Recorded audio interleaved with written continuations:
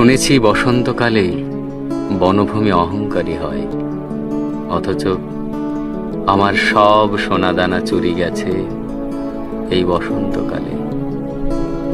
এই বসন্তকালে সেই কপোতাক্ষী রমণীর কুষ্ঠ হয়েছিল, যে আমাকে বলেছিল তার সব নদী গিরি অরণ্যের আমি অধীশ্বর।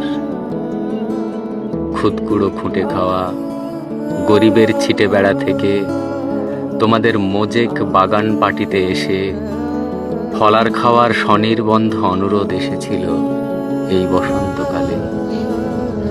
এই বসন্তকালেই আমি প্রধান অতিথি হয়ে পুরুলিয়া গেছি। এই বসন্তকালেই আমি ভুবনেশ্বরে গিয়ে কবিতা পড়েছি।